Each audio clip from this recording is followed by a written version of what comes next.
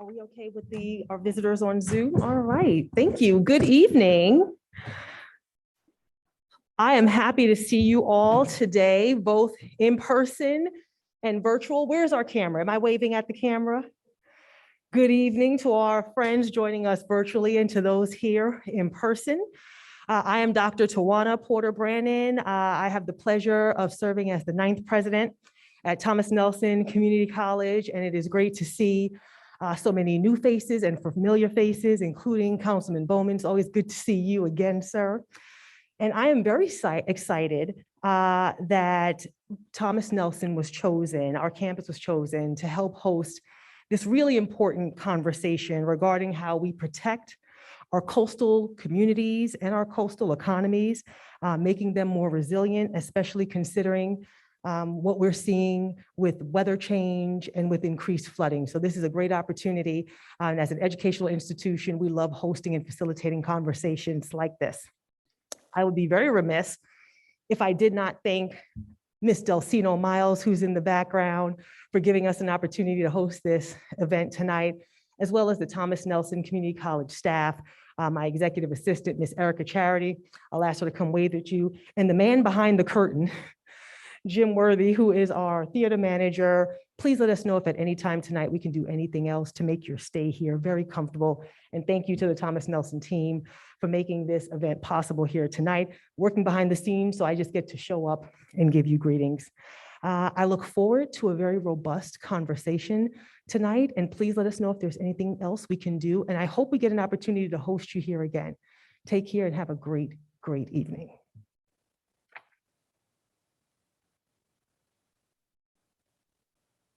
Thank you so much, Madam President. Thank you, Thomas Nelson, for having us, and thank all of you for being here today. And it sounds like we have kind of record numbers on the computer today too, right? What are we at? You're joined by a similar number of friends online.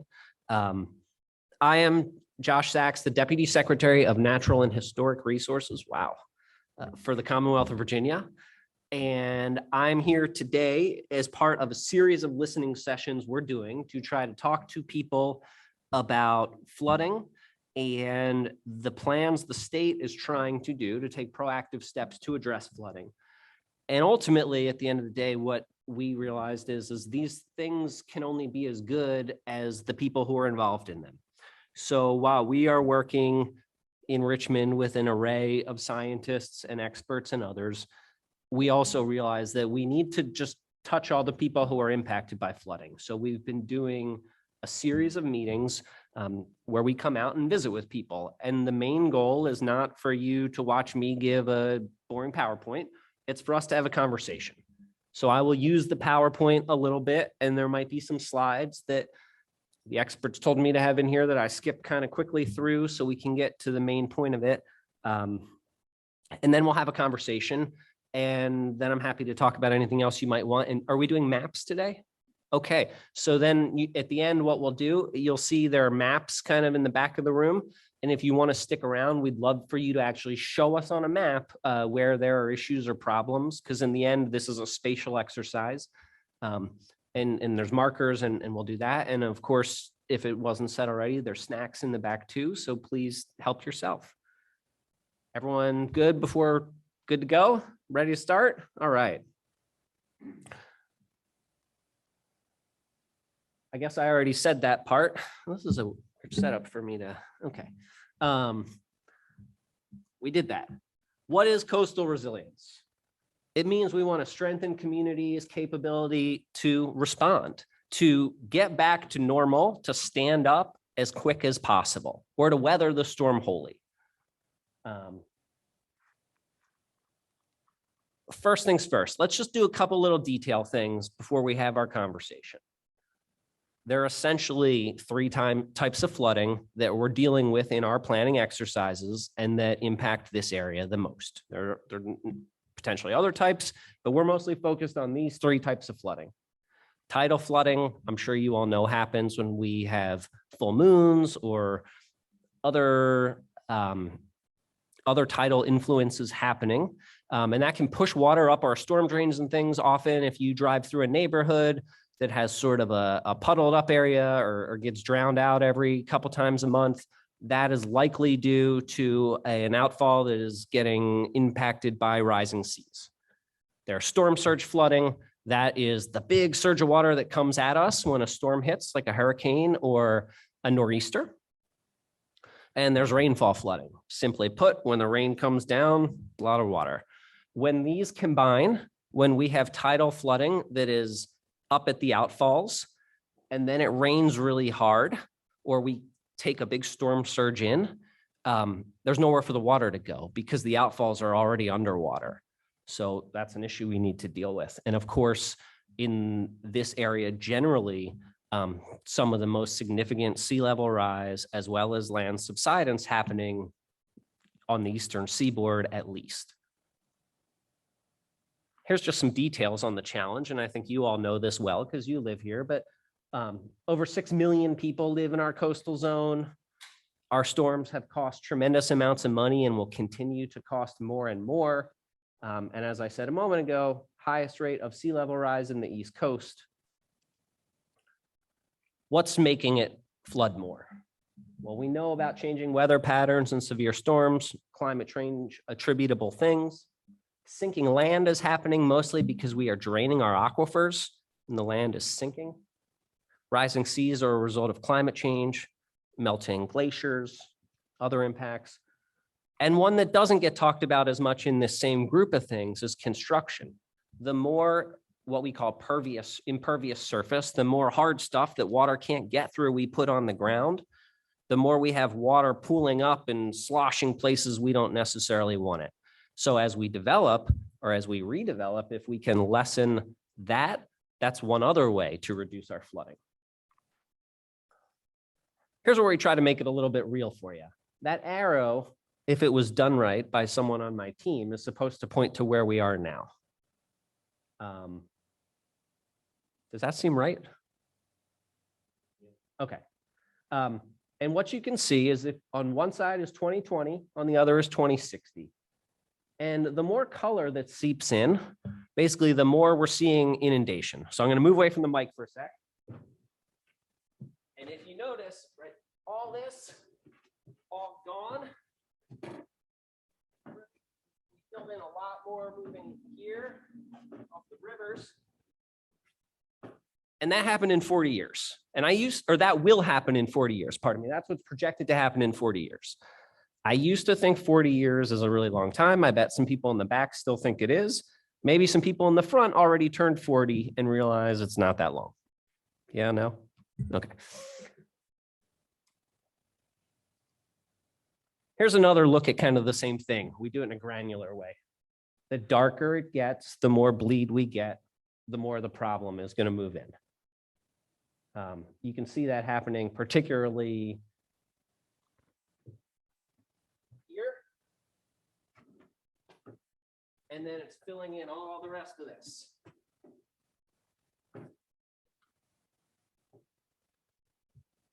In the next 40 years, those are some more of the impacts we're going to see. So it is finally time, or it's long past time for Virginia to step up and start to do some stuff. This is where I want to start our conversation. And I have 2 slides here about questions, and we can talk about these questions or whatever else you want. And then after that, we'll pivot and I'll talk a little bit about some of the specific plan stuff. But these are the kinds of things we're trying to learn about when we have these conversations. What's the main problem you see and are dealing with? What do you think are the places most at risk or the resources most at risk? Are you personally being affected right now, or do you think you will be soon? Here's some more macro questions about kind of how related things get brought in when a storm comes or flooding happens. So let me pause for a second and see if there's anyone brave here who has any thoughts or questions or wants to share anything about what the flooding is like down here, because I'm from Richmond and I don't really know. Nobody? Yes.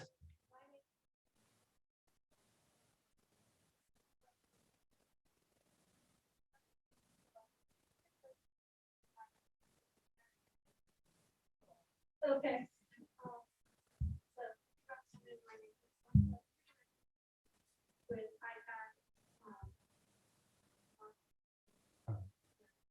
And whenever we have severe weather coming in, the other one floods. So, you know, you have to time when you leave and come home because you might be stuck on one side or the other. And, you know, we can see every year it's getting worse. The water's getting higher. The road is flooded more often. But yet I see all kinds of building going on all over the place, and it doesn't, nobody, I don't know, I don't feel like Hampton's taking into account that, you know, this is why we're sinking, you know, this is not helping us. Well, for your area, right, those two streets that flood and stuff, are a lot of the houses elevated around it? The newer ones are being built high. The ones that have been there for a while, some of them have a good little crawl space underneath, some don't, they're right on they're on a slab. Okay. And if you like, what would you do to fix it? Do you have any idea? You don't have to have an idea, I'm just curious.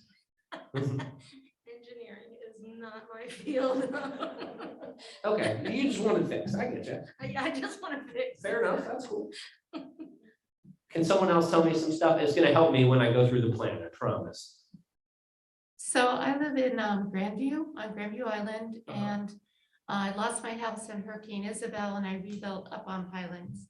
So my first living level is way above the flood now, but when we have a flood, a significant flood, my house is like an island. So the water level comes up and it fills my whole yard and surrounds my house and houses next to mine. And the ironic thing, which is kind of a follow-on to what Mara was saying, is that the city of Hampton is possibly going to let more development happen, which makes no sense. You were talking about the wetlands coming in, and they are, but they help us because they help absorb some of that water when we flood. I think there's a law, Virginia law, that says if lots are platted before 1989, that they have to allow building on them. And that's a real problem for us that already live in really flood prone areas. Thank you. That's a really great point, and zoning and redevelopment is a big thing. As we talk about what the state is doing right now, where the state is leaning in is to try to create some macro planning, some shared principles, and find money for this. But zoning, I think, is still something that ultimately is going to be a local decision. But we'll talk more about that because that's part of the complexity of all this. Yes, sir. Yeah, during Isabel, I lived out in Kingsford, near Smitty's Better Burger. Yeah. The water came up right to my front door, and they were jet skiing in my road. There was 3 or 4 feet of water. But we have pockets in Hampton, Grandview, Fox Hill, Aberdeen, other areas that if we get 3 or 4 inches of rain, we get what you call here minor flooding on the streets, in the yards. That's what just 3 or 4 inches of rain. And there are pockets of that all through the city of Hampton. So do you, again, I'm going to ask you the engineering question, assuming you are also not an engineer, but I think you told me you're on town council, right? City council, pardon me. And you're a homeowner who's dealt with it. So have you heard any ideas, or what do you think? Yes, we've had a resilience process that's been going on for years, that we've had open forums at the Hampton Roads Convention Center. We've had a Dutch dialogue. We've gone there. They have come here, and we have a plan. And it will start on the Blue Way project on, man, I can't even think of the road, Armstead Avenue, probably the summer of 22. And we have a plan throughout the city of Hampton to mitigate some of this flooding, in our capital process and with federal funds. So we're not just sitting here waiting for something to happen. So That's the best thing. That's the best news, because believe it or not, even with all the news we're seeing today, there are still so many places in the country and the world that are waiting for that next thing to happen. the Dutch have been it's early. Not for people like her or myself, but there's hope. All right, I wasn't gonna nerd out, but I'm gonna do it now because you kind of drew me into it. So he's spoken about the Dutch model. Maybe people haven't heard of that, but the Netherlands is one of the best countries in the world at dealing with the water because they're built on these fjords and in a situation where there's basically no way to get around it. So they have become kind of the Cadillac of dealing with water, and people around the world try to learn from them and their model. Here's what's at the heart of the Dutch thing, the Dutch model, as they say, is their plan is to comprehensively, for the whole place, say, here's how we're going to deal with the water. Because when I build one thing here to channel water, it pushes it somewhere else. If I tell someone that they should relocate out of this area, there needs to be somewhere for them to go, and I need to help them do that. So the reason why if you ever come to one of these again and you nerd out on resilience, you might hear people talk about the Dutch model is because they have been able to really holistically bring everything together. That is really different from what's happened in Virginia and most of the United States, where we have either places where they just aren't doing anything. And for years in Virginia, people didn't want to say the words climate change, that we could only talk about recurrent flooding and things like that. That's the first part. And then, I'm sorry, I lost my train of thought there for a second. Well, I'm not going to get it back. Yeah, my brain got ahead of my legs. Okay, here we go. So the Dutch model, right, is all about this cohesive planning. In Virginia and other places, like I said, I'm back on it. We really lacked all this planning. The best thing you can do is this cohesive planning. That's what we are now trying to do as a state for the comprehensive master plan. Back on track, I apologize. Right. Oh, let's zoom it up. I live in Briarwood Terrace community of Hampton. Because I live in New Market Creek, we experienced flooding when the creek flooded and basically. I've heard a lot about that neighborhood, and I believe there's a project plan for that. Yep, that's pretty big news. I know there's also some maintenance issues in that community that have caused some backup and other things, but that kind of project, as I start to talk about this master plan, is exactly the types of things that we're looking to find and put into our plan. I just realized that I should look at the camera sometimes too to see our friends on the internet. I apologize. This is the part where I'm supposed to show you some quick slides on disasters before I get to the good stuff. You should be prepared for disasters. You should know that even small amounts of water can have really big impact and can move cars and cause a lot of damage. You should know your own risk. You should use an ability or an array of services to actually find the risk of your property. You may need flood insurance. You may just want to have flood insurance. You should know about your evacuation and emergency management plans. Now we're finally to the part where we're going to talk about the good stuff. So as I said before, we are creating this coastal resilience master plan. So what that means is, back to where I had my brain stopped for a second. We are going to now try to add a holistic approach to planning. We want to give communities, rather than these ad hoc random places that sometimes serve some people and not others, or sometimes help one problem but exacerbate another. We want there to be a more holistic view so that we can get the best results for the most people, so that we can use science, so that we can ensure no community gets left behind as we do this work. Those are our goals. We also want to make sure that when people use approaches, because there's lots of different approaches to it, right? We can build stronger and taller. We can divert water in a whole bunch of different ways through green infrastructure, through hard infrastructure and others. And we can relocate. We can sometimes get out of the way of the water. So we want to figure out a plan that's going to combine all those things and work for Virginia. And we also want people to listen to it and to enact it. So I think we've all seen government put, reports on the shelf. What matters is the money. So that's where we're going to start. Virginia now has this thing called the Community Flood Preparedness Fund. Oh, I should stay on that slide. Virginia, at the start of this year, joined something called RGGI, the Regional Greenhouse Gas Initiative. Have you heard about that? Okay. RGGI is a carbon trading regime that reduces carbon from power plants, carbon pollution, greenhouse gas pollution, and generates revenues by selling pollution allowances.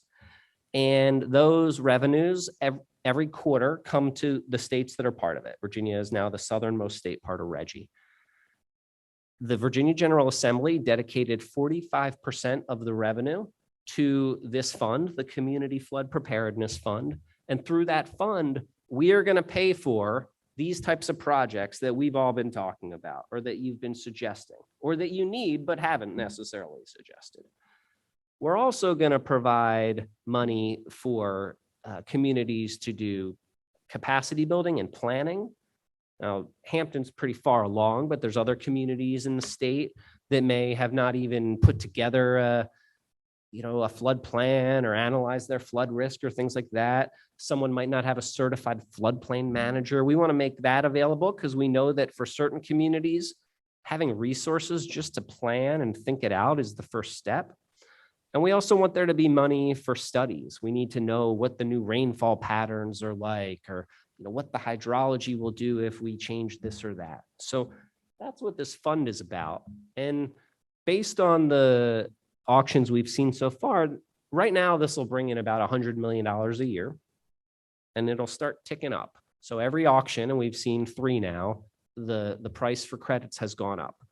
So we consider this to be a growing fund for the Commonwealth that we hope is there forever. Now let's talk about this master plan for a second. And I've probably talked about a bunch of it already, so I'll go quick. We want to use this whole of government approach, like I said. We don't want every community to go it alone because 1, it's too hard and they don't have the resources. And 2, we want to be coordinated because that's the way we protect everybody. We want to ensure equity. A lot of people do these master plans. And like I said, you can do it in a lot of disparate ways. Sometimes people choose to protect the tax base, or they choose to protect the waterfront homes. And Governor Northam from the beginning said, that's not how we're going to do it here. We want to protect everybody equally. We want to run everyone through the same lens. If communities need resources to do planning or otherwise, because they are socioeconomically challenged communities, we're going to give them that money at a virtually zero match, 10%. But, really low match. For communities that have the wherewithal, the match will be different. But that's the plan. We want to take a broader view, and I've kind of talked a little bit about our funding strategy. Other part is once we have this big plan, once we start to put projects in and things like that, we can go to the federal government, like places like Louisiana and Texas do, and say, here's our master plan, help us out. Right? Some of you may have heard about a big package of infrastructure and other bills moving through the US Congress right now. If we could take a chunk of that money and put it towards our plan, which is full of approaches that protect the communities that you online and you here in the room live in, that's the idea. That's the whole goal here. Here's some information on how you can continue to follow along, but I'll just make it easy for you. Here's what's going on. We've been developing this thing for a while.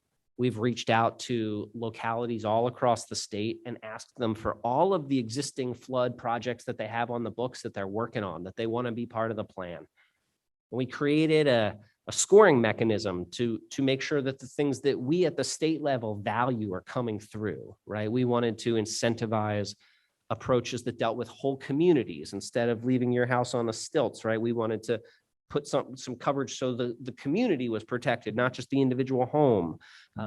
We wanted to, again, ensure equity. We wanted to make sure that science was in charge, right? We wanted to make sure that we were doing this based on the modeling of future conditions and things, and not based on political will or other things like that.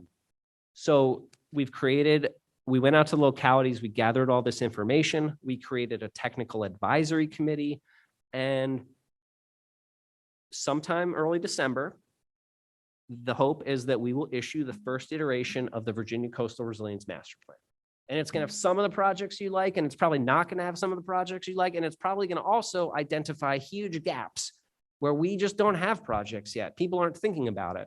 There are probably people in this room or online whose neighborhoods are not being thought about yet. That's not good, and we're going to fix that. But plans have to evolve and grow. So we need to start by knowing what we know and what we don't know. So here's the pitch, and then we can talk a little more. When this comes out, everybody should look at it, and you look at it with your community and see if it's helping your community. And if not, well, encourage your community to get one of those planning grants I said, and come up with some new projects next time. Encourage them to hire a consultant to figuring out the flooding problem in her specific neighborhood or in his neighborhood, right? Do things like that so that when the next master plan comes around, we can get your projects in there. And over time, that fund I talked about a minute ago will start to, in the coastal zone, get tied to the plan. So the fund will continue to pay for lots of projects, but those that are in this big master plan, they'll get more points. They'll start to score higher and higher. They'll become the ones that are funded first more often. So I think that's the end of my slides. Yep. And that's essentially what we're going to do. And really what I want to do now is hear from you some more, learn some more. And I also want to answer questions about, because this gets a little complicated, how can this actually work for you? What's in it for you? So how is that, and what can I tell you?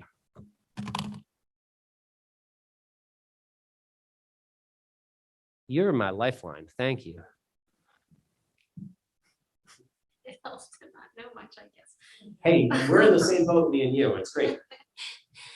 Could you explain, when you were talking about the Reggie, Yeah. you said something about the pollution allowances? Yeah. Can you explain that? Sure. So basically what Reggie does is it sets a cap, and it says for every state, each quarter, you can put out this much pollution. And then over time, it starts going down and down and down and down. And for what you're allowed to put out and anything you go over, you have to get these credits basically. Or pardon me, you get a certain amount, then you have to get credits for everything over that.